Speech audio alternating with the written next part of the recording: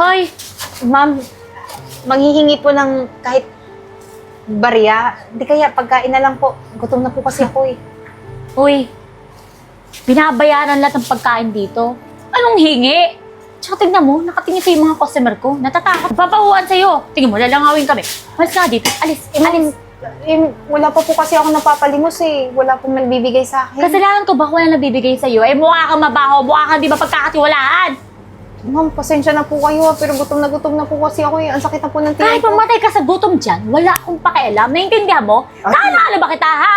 Ate, Tsaka, ano? masyado namang sumusobra ka na sa mga sinasabi mo dito sa Kuba. Gusto mo ba mapagalitan ako dito ng amo ko, ha? Mawalan pa ako ng trabaho?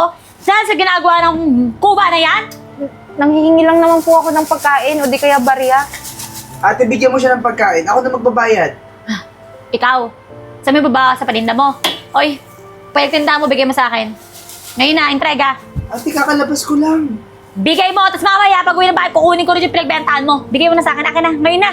Oo, sige, papayag ako, bibigay ko sa'yo. Pero bigyan mo muna ng pagkain to. Kawawa naman, oh. Sino ba ate dito? Ako, di ba? Sino masusunod? Ako, di ba? Tigil-tigil mo pagiging hero mo, wala tayong pera. Teka lang po. Umalis ka dito. Nakamamaya, sindikato to. Huwag ka magtitiwala. Ay, Teka lang po ma'am. Alis na po ako eh. Huwag na po kayong mag-away. umalis ka na talaga. Hindi ang pasikitan nito. Okay, papapulis kita. Alis! Ate! Alis! Ano to? Ito yung mga customer ko eh. Nakatingin sa'yo, lintik ka. Ate! Bakit mo naman ginawa yun? Pag hindi ko ginawa yun, sino mo ng trabaho? Ako. O, paano ka kakain? Sige nga, mag-isip-isip ka nga, Renz. Pag nalaman to ng amo ko, ni Ma'am Gina, patay ako, lagot ako, tignan mo. Lahat ng customer nakatingin, nakikita mo? Mamaya mag-aalisan yan. Tigil-tigil mo sa kaartehan mo. Bigay mo na sa akin yung entrega. Ate, kakalabas ko nga lang. Bigay mo na sa akin ng entrega. Tigil mo ako sa kakalabas mo lang. Tamad-tamad nito. Ito, 200. Ba't kulang? Kakalabas ko nga lang eh. Mamaya mag-entrega ka ulit Kulang to Mahirap mag-budget, sabi ko sa'yo. Tutuloy ko na lang muna yung pagbibenta ngayon. Mamaya pinagbentahan mo Ayoko ng kulang Tamad-tamad ito, walang silbi. Kakainis. 200. Sige, kain ka lang dyan. Oh, maraming salamat ha. Kung hindi mo ko kanina sinabi, siguro hindi ako makakakain ngayon. Ilang araw na akong hindi nakain eh. No, kumain ka lang dyan. Walang problema sa akin yun. Parang gutom na gutom ka talaga. Ikaw ba yung nagluto nito? Oo, ako nagluto yan bago ako nagtinda sa labas. Sarap ha. Magaling ka pala magluto eh. Ang sarap. Eh, magdahan-dahan ka naman, baka mabulunan ka. Hindi ako sa tubig eh. Pero okay lang. Saglit, Hindi, okay lang. tatanungin lang kita kasi may kapansanan ka eh. Kuba ka. Tapos palaboy-laboy ka sa daan. Baka mamaya mapano ka. Asan ba yung pamilya mo? Tsaka bakit palaboy-laboy ka? Kasi, bata pa lang ako, may ganito na ako. Tapos, ayun, nasunugan kami, namatay sila lahat. Kaya ako na lang mag-isa. Ano yan? Bakit buti nila yan dito? Ha? Eh, ate, kawawa naman eh. Gutom na gutom. Eh, pinaalis mo pa kasi kanina sa karinderya. Sana pinakain mo na lang muna siya kahit babayaran ko naman. Ate, paano na lang kung may mangyari ditong masama? Papatawa ka ba? Ha? Naawa ka? Naawa ka?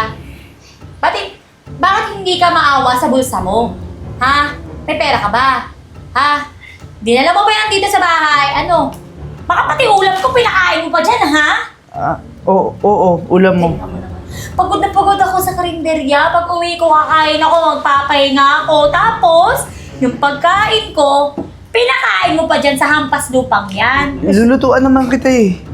Alam mo, hindi ka talaga nag-iisip. Naawa ka. Ha? Gusto mo ampunin? Ha? Eh, dinagdagdag ka pa ng palamunin. Gagawa... Hirap na nga tayong pakainin mga sarili natin. Tapos ikaw magdadagdag pa, no? At, Kung di ka ba naman talaga bobo? ate, magdodoble sikap na lang ako para kahit pa paano yung mga binibenta ko mas dumoble pa tsaka dumami para pangbabayad ko dito sa gastusin kasi Sikap.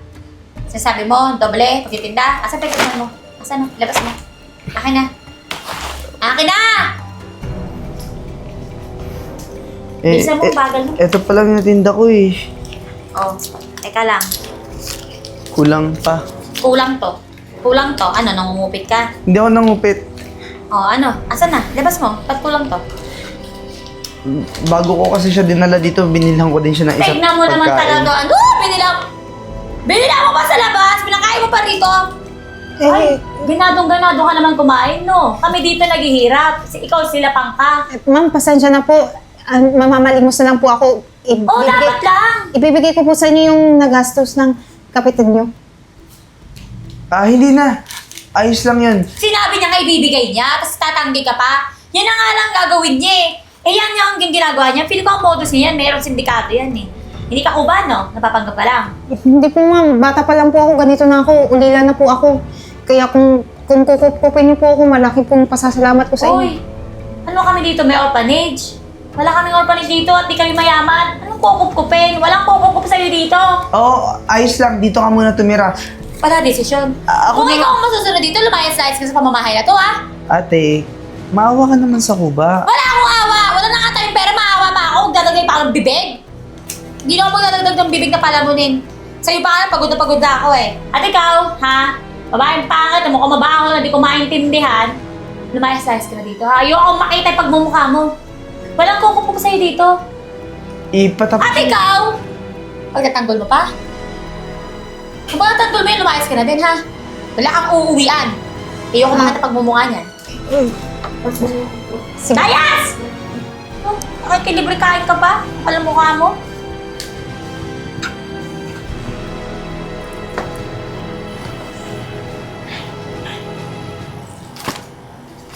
Merienda!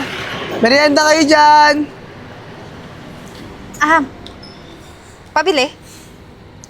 Merienda po? Oo. Ano pong gusto nyo? Otap, turon, marami po akong binibenta. Pili lang po kayo. Yan lahat bibilin ko. Lahat to? Oo. Naku, hulog ka ng langit sa akin kasi maghapon akong walang benta. Ngayon, mapapakyaw agad-agad. Sige po. Babalot ko lang.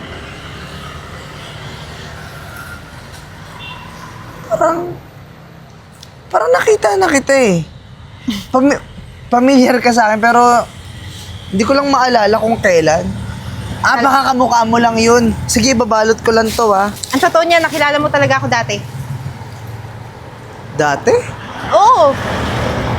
Eto, natatandaan mo to? Ano? Ikaw yung kuba na tinulungan ko dati. Oo, ako yun. Uy, nagpa-opera ka na? Magaling ka? Ano ka ba? Yung Cuba, hindi yun na-ooperahan. Ang totoo niyan, mahabang kwento. Kung gusto mong malaman yung buong katotohanan, sumama ka sa akin. Naguguluhan ako pero... Sumama ka sa akin. Ano ka ba? Wala kang tiwala sa akin ngayon? Sige. Sige na, tara. Eden, ang ganda ng bahay na to. Ang laki ng bahay. Kanino to? Renz, ito talaga yung totoong ako. Ito yung totoong buhay ko. Totoong buhay mo? Oo. Kaya naman pala ang ganda-ganda ng suot mo, tapos ang ganda-ganda... Bahay mo to, no? Sabi ko nga akin to. So, ibig sabihin, nagpanggap ka lang na kuba nung araw na nakita kita? Nung tinulungan kita? Tama ka. Eh, Nagpanggap lang ako kasi gusto kong makahanap ng isang taong mapagkakatiwalaan ko sa i-extend kong business. Kung tatanungin mo, bakit ikaw pa yung hinanap ko para maging katiwala ko? Eh, yung mga kamag-anak ko kasi, lahat sila magaganda na yung buhay, maaayos. Kaya naisipan kong bakit hindi ko bigyan ng chance yung mga katulad mo. Ako, Eden, tinulungan kita noon kasi kailangan mo ng tulong. Hindi ko naman kailangan ng kapalit. Tsaka, masaya ako na hindi ka naman pala talaga kuba. Masaya ako na marangya naman pala talaga yung buhay mo. Pero, hindi mo naman ako kailangan tulungan. Ano ka ba? Ito nga eh, gusto kong tanungin. Naglalako ka pero may dala kang gamit. Ano ba nangyari? Pinalayas kasi ako sa amin eh. Kaya, palaboy-laboy ako sa daan ngayon. Kaya yung natira kong pera, Yun yung ginamit ko pang puhunan, pang lako nitong mga tinitinda ko sa daan. Pero may isa naman akong kaibigan kahit papano, pinapatuloy niya ako kaso madalas hindi pwede, walang pwesto sa bahay niya. Masikip.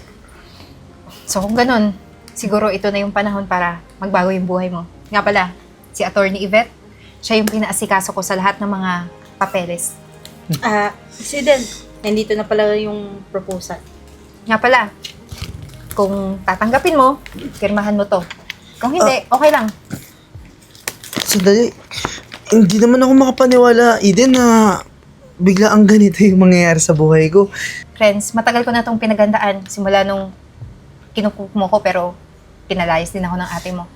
Kaya ayan, ito yung gantimpala na matatanggap mo mula sa akin. Eden, nahihiyaman akong humingi ng tulong pero pipirmahan ko na to.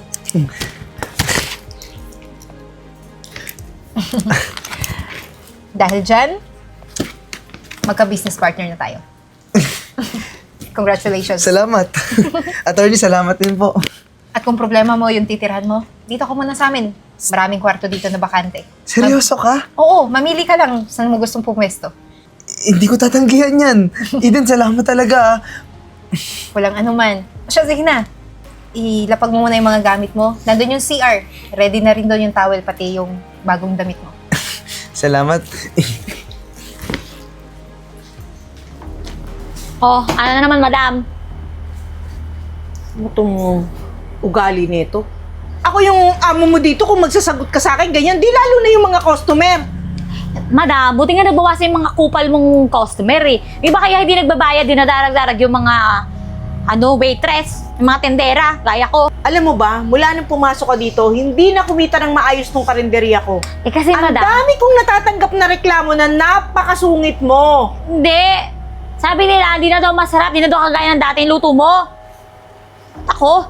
Paano Ano sinisisi nangyayari mo? yun? Yun din naman ang recipe ko. Talagang sa nagbabantay yan. Sa nag-iintindi yan. Puro reklamo ko dito. Asungit ate nung tindera mo. Nagdadabog, lagi nakasibangot. Eh kasi madam, dami nilang reklamo, dami nilang hinihingi. Mami, malugi pa tong tindahan mo. Buti nga nag-concern pa ako. Talagang ganun. Siyempre, customer sila eh. Anong buhay natin kung wala sila? Ay, ba't sa akin sisi? Buti Aba? nga nagmamala sa akin. Kanino ko pa isisisi? Alam mo, pag ganyan ka ng ganyan, tanggalin na lang kaya kita. Mom, madam naman. Teka lang, magunos dili ka. Paano naman ako? Wala akong trabaho, tatanggalin mo ako. Alam mo ba, madami nag-a-apply dito. Ang ayaw ko lang, kaya hindi kita mapalit-palitan, natatamad na ako na tuturo na naman ako ng Oh, huwag ka na panibago. magturo, dito naman ako. Kaso nga, hindi ka natutuwa eh. Hindi ka naman nakikinig sa tinuturo ko sa'yo eh. Yung gusto mo yung nasusunod. Alam mo, buo na yung desisyon ko.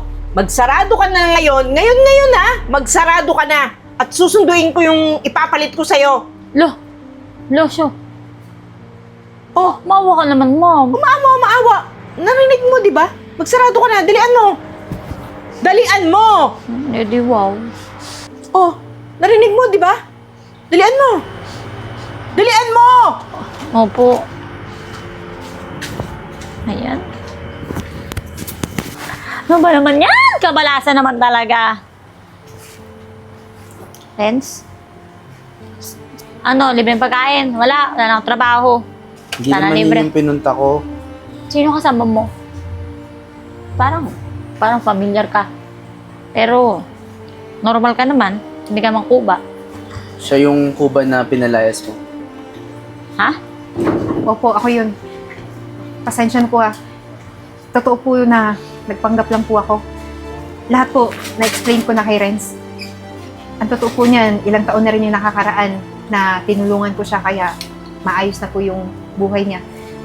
Isa pa, invitation po Invitation to saan? para po sa kasal namin. Nakasal na ako, ate. Magpapakasal ka na pala? Ako, Imbitahan mo ko kahit na hindi ako naging mabuting kapatid? kung okay lang po sa inyo, hindi naman po kayo iba kay Renz eh. Kapatid ka pa rin po niya.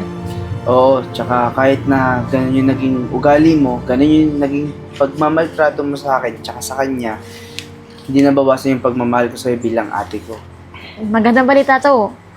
Pupunta ako, pero bagong lahat. Hingi muna ako ng paumanhin. Lalo na sa'yo. Kasi, hindi kita tinrato ng tao. Pasensya na sinasal ko nun, ha? Ang dami kasing struggle ng buhay, eh. Tapos, panganay pa ako. Alam mo yung dinadala ko? Tapos ngayon, nawala pa akong trabaho. Pero, happy ako kasi kahit pa paano, magandang buhay ng kapatid ko. At dahil yun sa'yo, kaya maraming salamat talaga. Ate, hindi naman kita papabayaan sa ganitong sitwasyon. Kung gusto mo, pwede ka namin ipasok ni Eden doon sa kumpanya niya. Opo, kung gusto nyo. Pero mababang posisyon muna. Ay, hindi ko naaartehan yun. Kahit anong posisyon. Basta, makakapagtrabaho ako at di ako magiging pabigat. Okay na ako dun. Kung humihingi ka ng tawad, mapatawad na po kita. Maraming salamat, ha. Oh, paano ba natin? May lakad pa kasi kami. O sige, kasarado lang ako dito. Last day ko na eh. Inaasahan po namin na pupunta ka sa kasal. Isa pa doon po sa company, sa office. Tatawagan na lang kita mamaya. Sige. Mag-ayos ako. Maraming salamat, ha. Ingat kayo. Ikaw din Sige, po. ate.